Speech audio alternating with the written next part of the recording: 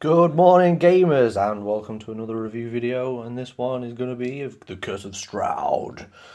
Now, this has been out a while, but I'm just getting around to doing a review of it because I've actually started to play it with my group.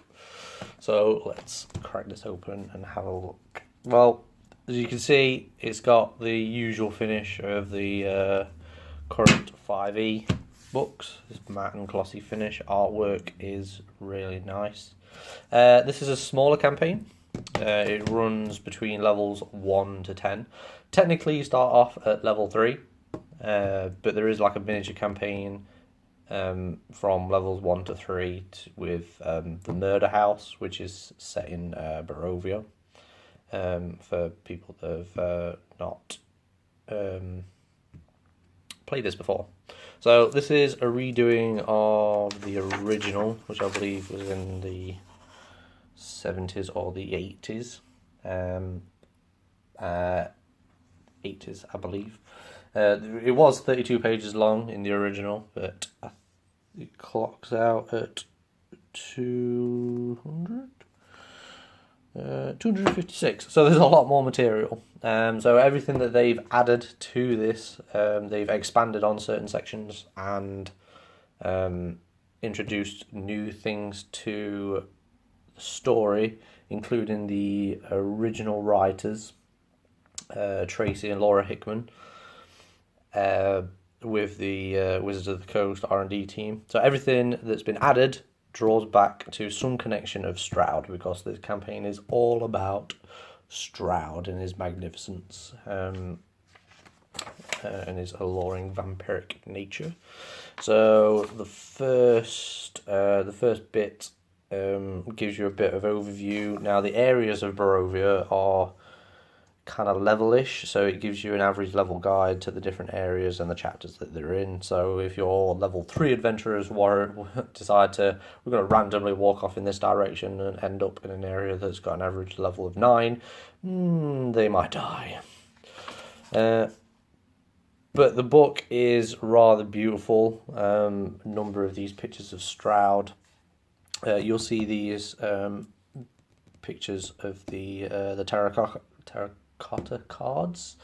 I do have this the physical set from Gale Force 9s, which I'll do a video on and make another video of that. The first section shows how to use the cards in a reading, which I'll cover in another video, and what they'll mean. So the card reading actually dictates on how the adventure plays out, on where you'll meet Strahd, where you'll have your final confrontation, where you find the Book of Strahd and other various things within there.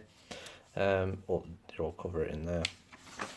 So there's a few pages of that, and then there's the adventure hooks, which cover from a range of. You've been tasked to go and clear out some Vistani characters, to your hunting some werewolves that have been reported in the area, to just basically you've slept around a campfire. When you wake up, all the trees are different and there's a lingering mist in the area. The rest of the chapters, which I might do a chapter by chapter review, cover the different areas. So chapter 2 is the land of Barovia, which includes randomized encounters, those kind of things. A little brief history on the people that live there, the lore, what they know, what's the actual truth, superstitions and whatnot, Vistani curses that can be placed on people if that's the way that they want to go down, the road they want to go down, if they piss them off enough. So it covers different encounters. There's a chart that you roll on and all that kind of stuff. And then there's different areas of Barovia.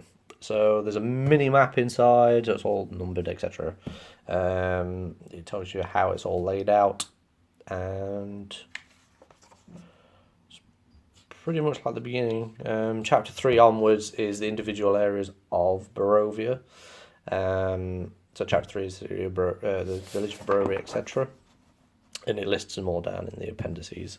So let's see if we skip to the appendices. Skipping through very quickly. Should have bookmarked it, but well. There's an epilogue bit, another picture of Strahd on his nightmare. An epilogue bit, what happens if Strahd prevails, if he dies, Raradin, that kind of thing. All the main characters, Sergei and Arena. How to escape from Barovia at the end of the campaign, because your characters are level 10, so you can possibly jump into your own, customized campaign if you wished, or something else. Appendix A is character options. So a unique background is the haunted one. So you've experienced something that basically causes you to be wary of things that are evil. So let's have a look at the option. A nag has kidnapped and raised you. You escaped, and the hag has a magical power over you and fills your mind with evil thoughts. So there's all these weird and wonderful things that you could go down.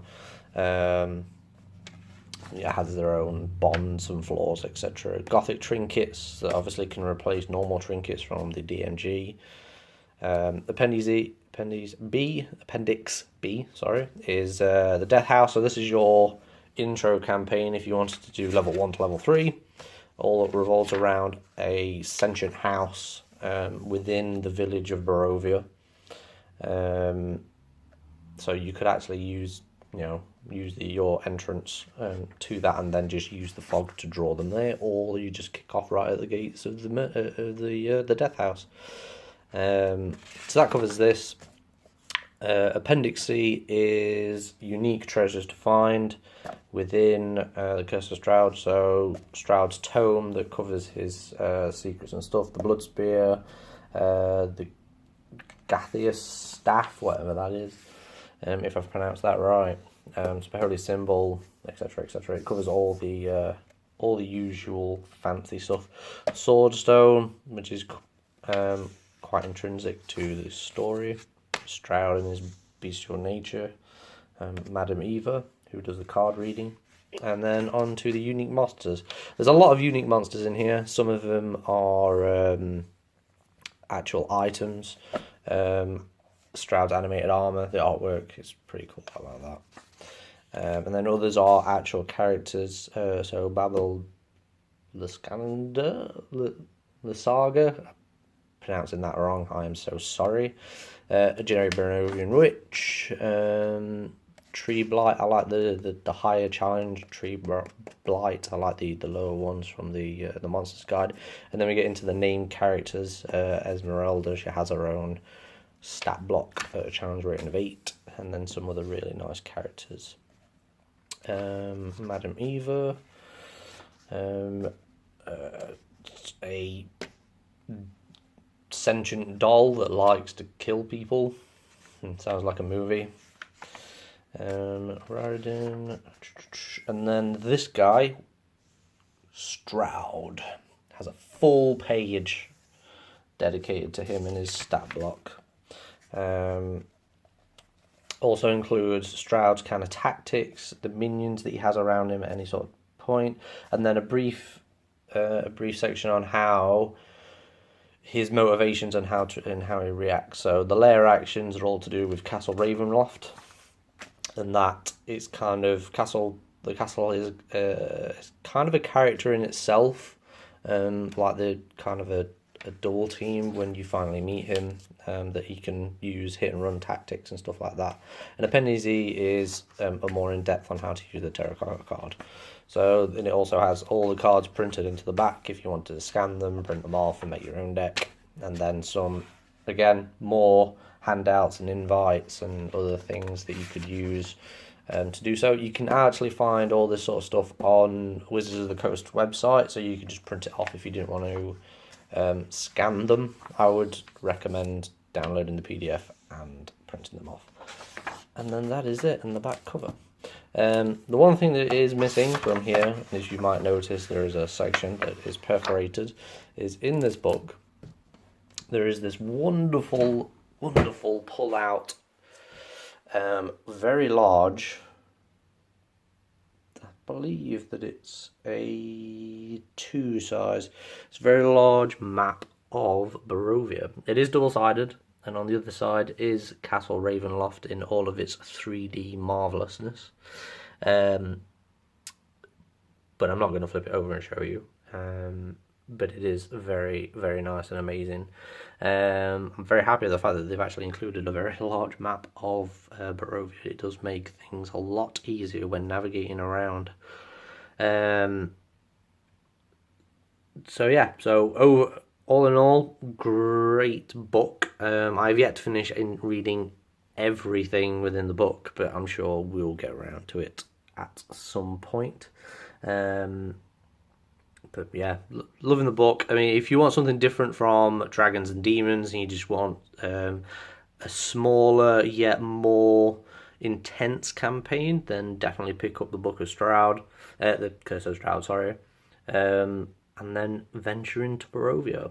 So, gonna cut it off there. Do the usual YouTube thing, like, share, tell your friends and family, etc., etc. The more that you do, the more videos I'm gonna do, and yeah, that's it. So I'll see you in the next video. Good adventuring in Barovia. Peace.